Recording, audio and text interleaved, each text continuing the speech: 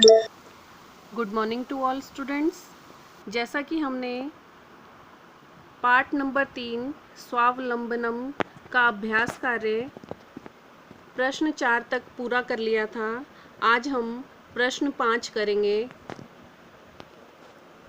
तो प्रश्न 5 है हमारा, चित्रम दृष्ट्वा मंजूषात् पदानि च प्रयुज्य वाक्यानि रचयत।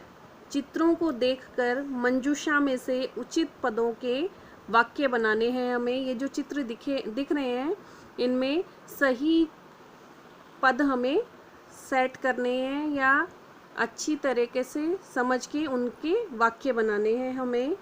तो पहला है हमारा, पहले हम इन शब्दों को समझेंगे। एषः, ये हमारा एक वचन है। यह एक, एषः को क्या बोलते हैं? यह एक। फिर है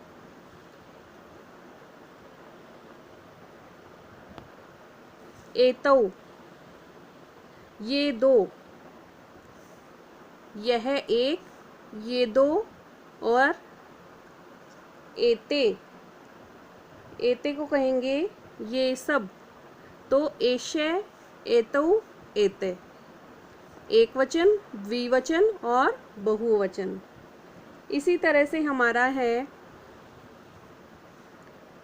कृषकः। ये देखो, एक वचन। फिर इसके साथ है द्विवचन, कृषकः, कृषकौ, ये द्विवचन, कृषकाः, ये बहुवचन। अब बच क्या गया? क्षेत्रम, और ये जो अदर्स वर्ड हैं ये बच गए हैं हमारे। तो पहला आएगा हमारा क्षेत्रम। कहाँ है क्षेत्रम? ये रहा। फिर आएगा कुरुतेः।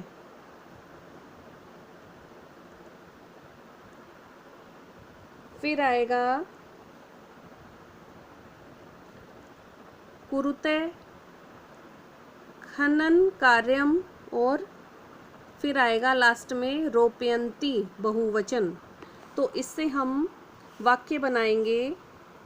पहला वाक्य बनेगा हमारा एक वचन का, एषः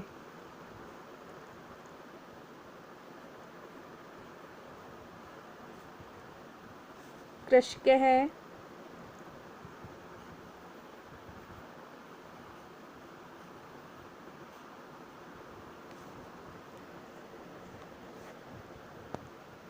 कृषकः क्षेत्रम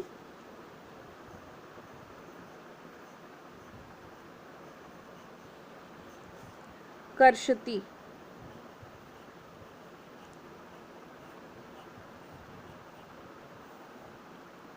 ये हमारा फर्स्ट वाक्य कंप्लीट हो गया है। फिर हमारा बनेगा एतौ,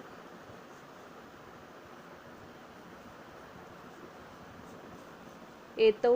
फिर कृषकौ,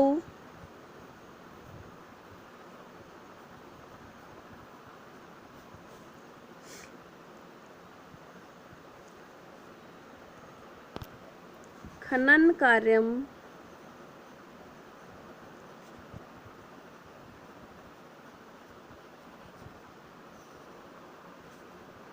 कुरुतेः।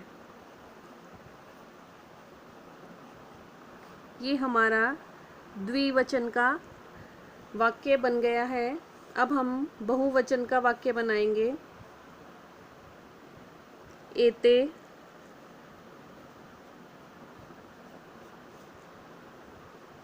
कृषकाः,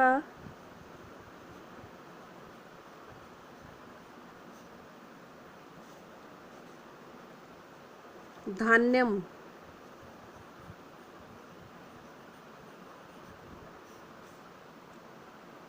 रोपयन्ति।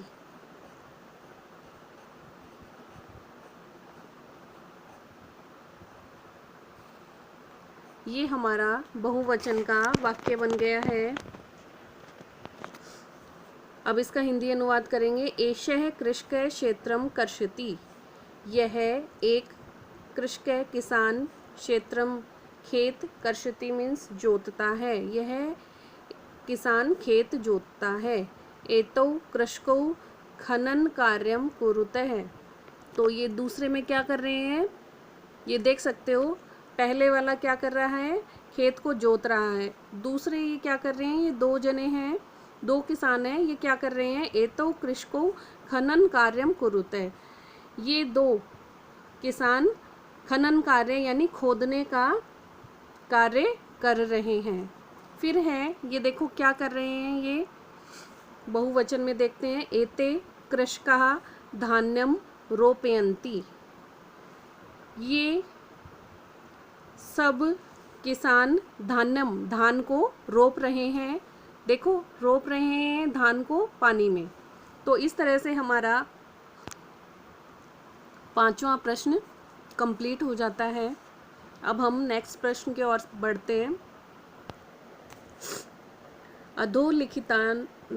लिखितान समयवाचकान अंकान पदेषु लिखत। इन लिखे हुए समयवाचक शब्दों को हमें पदों में लिखना है जो अंकों में लिखे हुए हैं। यथा, जैसे 10:30 लिखे हुए हैं, इसको हम संस्कृत में लिखेंगे सार्ध द्वादश वादनम। 10:30 को हम कैसे लिखेंगे, सार्ध द्वादश वादनम। सार्ध मीन्स आधा या साढ़े, द्वादश वादनम 10:30। बच्चों, यहाँ ये आपको गलत दिया हुआ है, द्वादश नहीं होगा, सिर्फ 10 वादनम होगा। द्वाद हटा देना आप, ये गलत है। नहीं तो इसमें 12:30 का टाइम होता, द्वाद होता तो 10 वादनम, सार्ध 10 वादनम, ये हमारा सही वाक्य है। अब हम 7 बजे कैसे लिखेंगे, सप्तवादनम।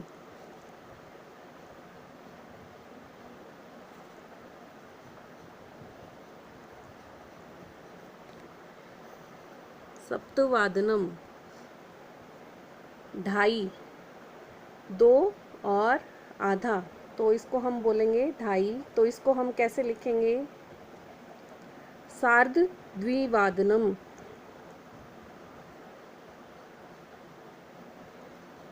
सार्ध द्वि मीन्स 2, वादनम मीन्स बजे।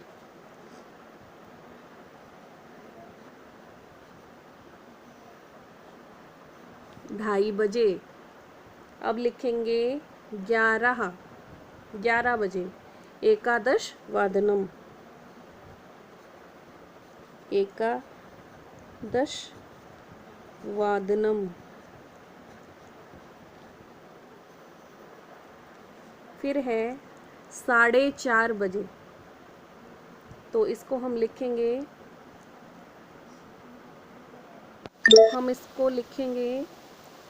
सार्ध चतुर्वादनम।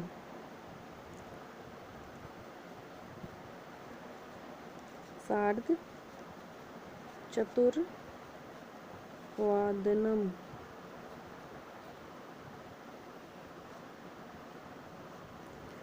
1:30 बजे को हम क्या बोलेंगे, सार्ध एक वादनम। सार्ध मीन्स आधा, एक वादनम।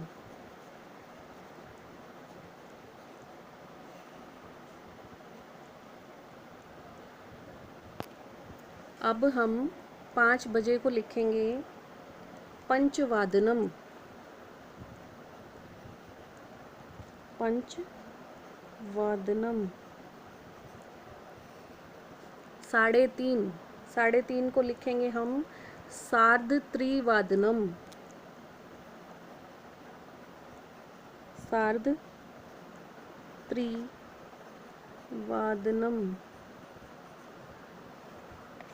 3:30। 9 बजे को हम लिखेंगे नववादनम।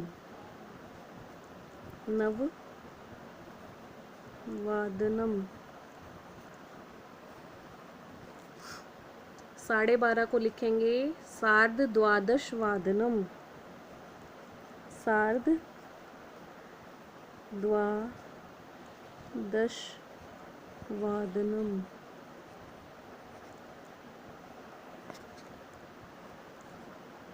8 बजे को लिखेंगे हम अष्टवादनम। अष्टवादनम।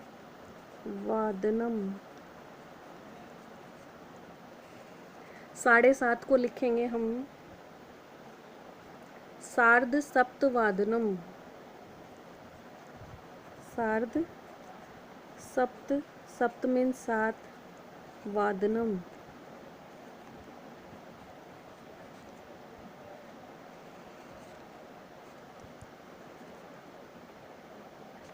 तो इस तरह से बच्चों हमने 6 का प्रश्न भी पूरा कर लिया है। अब हम प्रश्न 7 की तरफ बढ़ेंगे। प्रश्न 7 है हमारा मंजूषात पदानि चित्वा रिक्त स्थानानि पूरयत।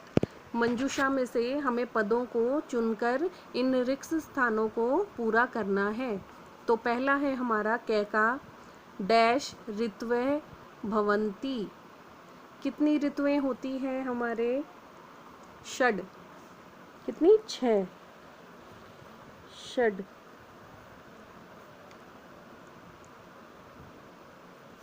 ऋत्वः भवन्ति। मासा डैश भवन्ति। मास कितने होते हैं हमारे? महीने 12। कितने? 12। 12 भवन्ति। मासा 12 भवन्ति। अब है गैका एकस्मिन् मासे डैश अथवा डैश दिवसा भवन्ति। तो है हमारा कि एक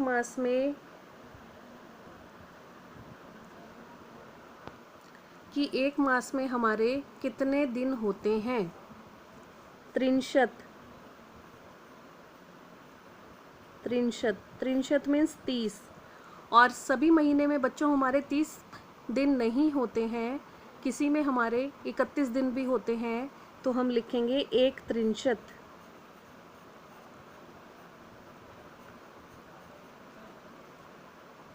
तो एक मास में हमारे 30 अथवा 31 दिन होते हैं। फिर है नेक्स्ट फरवरी मासे सामान्यतः डैश दिनानि भवन्ति। फरवरी मास में सामान्यतः कितने दिन होते हैं? कितने होते हैं? 28। अष्टविंशति।